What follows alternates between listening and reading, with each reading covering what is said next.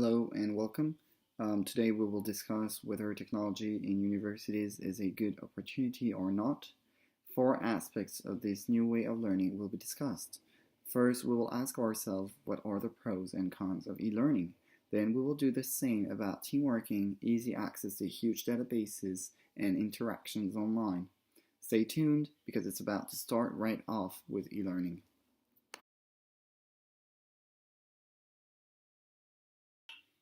So, e-learning, is it good for education? I personally believe it is not because going to a classroom is saying that you are going to spend some time on studying. There is a specific time dedicated to studying, and if you do e-learning, you don't have that time anymore. You don't have this time that was dedicated to studying. You can do e-learning whenever you want, which means that you actually never do it because there is no more time for studying. Well, this is a personal belief, and maybe Marion has something to say about it. It is true that e-learning has some disadvantages. Some people fear that students might suffer from a lack of marks in their education course, and therefore they might fear a risk of people dropping out. And in that sense, some people doubt that e-learning improves learning incomes for students. Yet e-learning offers so much more possibilities than face-to-face learning. In fact, in developing countries, e-learning enables people who didn't have access to education before to attend classes via the internet and therefore enrich their education, which is a great factor for development. But also, e-learning is a great asset for developed countries because, in fact, students can learn wherever and whenever they want. And they have the freedom to learn at the time that they feel that they are the most efficient. They can also benefit from personalized classes according to their level and their efficiency. For example, if a student is good at math and understands quickly, well, he needs to spend more time on languages, for example, well, he can choose to manage his time as he wishes, and this goes for any student profile that exists. But also, in my opinion, education via e-learning fills a real gap in education because it gives the opportunity to adults who have a job to enrich their education because they have the opportunity to study and work at the same time. They can have a job during the daytime and then study at nighttime, which enables them to evolve in their professional career. Thank you for explaining a little bit more. Now, interactions online and interactions in a classroom. Interactions online is maybe a problem because what may happen is that only a few people will actually interact with the teachers in general, and the others will easily drop out. Whereas in a classroom, there is always this group of people who will make the class go on and who will support the people who would have easily dropped out online. So that's one problem that Greg is going to talk about probably. Many raise up the question of interactivity when talking about online courses and the future of e-learning. Some say that learning online is not effective because the students cannot exchange easily with their teachers and between themselves. How could they learn as well as in a regular lesson if they cannot raise their hands when they have a question?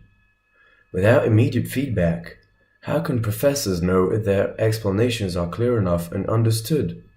Even though a course face-to-face allows a more intuitive experience, most online platforms now enable students to communicate with comments, feeds and forums.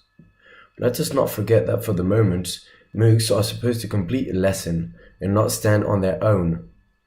I have followed quite a few MOOCs and online courses at my previous university in that Lyon.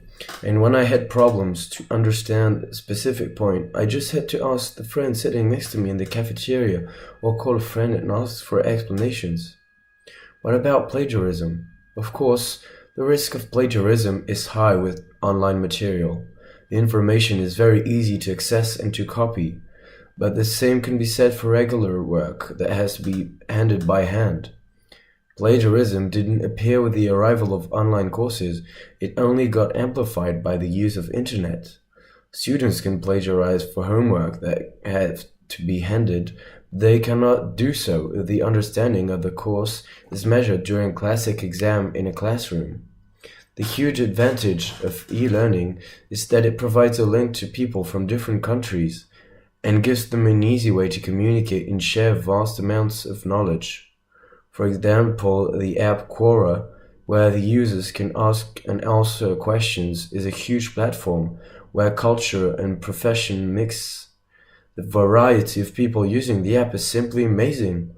For example, Hans Zimmer, the famous composer, answers questions about his music, and Robert Frost, a leading scientist at NASA, is one of the most active and famous user answering and randomizing scientific questions.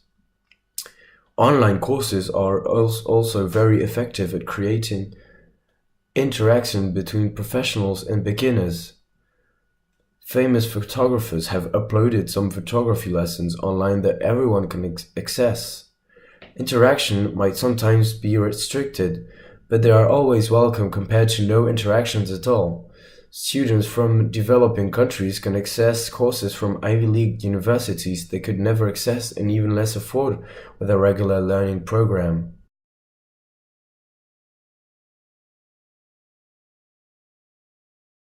So it seems obvious that group work in universities has its limits, as maybe some people only split up the work and do it on their own at home. But thanks to new technologies implemented in the universities of the US recently, I do think that people and students especially do work closely together. Like the one we're in today, as I said before, are really developed in the universities today, and it enables students to work together around tables and screening monitors so that they can share their ideas and create projects together. So that's really important to me, and this way group work is really efficient nowadays in the universities. Other examples do exist. Rooms like this are not the only measure implemented to make group work happen in universities. For instance, now some lecture rooms are now equipped with live cameras and microphones so that students can directly ask their questions to the teacher and get shown on the TV. Other thing is the development of virtual libraries, such as the Learning Hub, for instance, here in our school. This enables people to work together in small rooms, a bit like this, or just on the internet because they have access to mutual streamings, and then they can share their ideas and create content hand in hand. So of course, group work is now easier, and I think that is one of the main strengths of new universities, and the way they are developing for the future. Thank you, Antoine, for explaining a little bit more about what you just said. Now we're going to talk about easy access to huge databases and why it may be a problem. You have to double check every time you get an information from the internet if it is trustworthy. So you have to make sure that all your sources are trustworthy. Second problem of that aspect of e-learning is that you don't know anything anymore. You just find them on your databases. So what may happen is that you will never learn again. Technology makes higher education accessible to disabled students. There are over 11 million people with a limiting long-term illness, impairment, or disability in the UK. Many of them are using educational resources and competing university courses. Universities have a responsibility to provide these students and all students with the necessary learning materials regardless of their accessibility needs.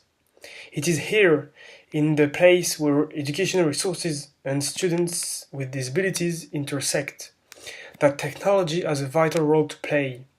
Technology could operate at the great equalizer. It could, and indeed it should, help move all students towards a level playing field. This is particularly true when it comes to learning resources and specifically textbooks. Technology can often be a barrier to teaching and learning. I think the cloud will go a long way to removing this barrier. Why? By removing the number of things that can go wrong. They will not need software installed, servers, or local file storage. Schools will need a fast, robust internet connection. Infrastructure is paramount to the future of technology in education. If you want to start to use mobile technology in your school, whether it is an iPad program or a bring your own device program, your connectivity must be fast and reliable. If the network is slow or things are not working properly, students and teachers will not want to use these devices. Make sure the infrastructure is there before the devices. Aristotle once said that man is a political animal. Central to the idea was mankind's innate desire to interact with one another and learn from one another. Some may say that social media does this, but does it really? Put at its simplest, if future models of learning means encouraging young people to spend prolonged periods in front of faceless computer screens, exposed to largely unregulated material in an inherently unsafe environment, then that is clearly not the way forward. Well, this is the end of it. Thank you for sticking with us, and I hope you liked. This video about e-learning and technology.